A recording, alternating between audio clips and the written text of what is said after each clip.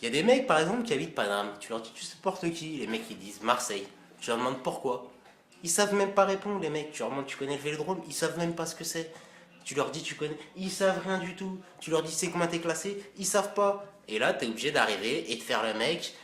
Voilà. Tu es obligé de leur apprendre l'histoire du football en leur remettant dans le contexte, tu vois, en leur disant que quand même, Marseille, peut-être plus de titres, mais le club qui fait rêver les gens à l'arrivée, ça reste quand même le Paris Saint-Germain, tu vois.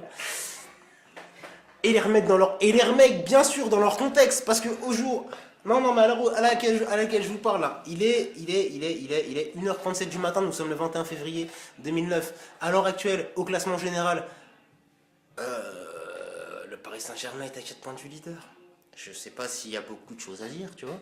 Mais bon, voilà, je m'adresse toujours aux Marseillais. Et donc j'ai envie de leur dire qu'à 4 points du leader, forcément, ça veut dire quoi? On est deuxième.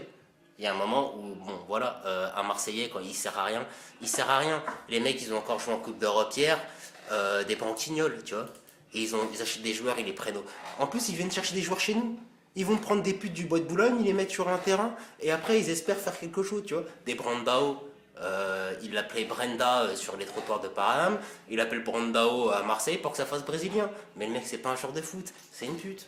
Donc il y a un moment où bon, quand tu veux constituer une équipe, il faut que tu aies de quoi constituer une équipe, tu vois.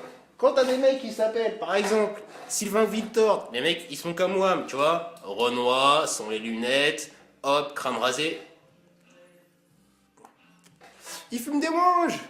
Les mecs, comment tu veux qu'ils soient compétitifs sur le terrain? C'est pas possible, tu vois. Il y a un moment où, bon, tu vois, si tu veux des joueurs, tu prends des vrais joueurs. Mamadou Sakho, le mec qu'on compare à Thuram, tu vois, le vrai joueur, le vrai, tu vois, le mec qui excelle par sa puissance et sa couleur un peu nègre, tu vois, la négritude.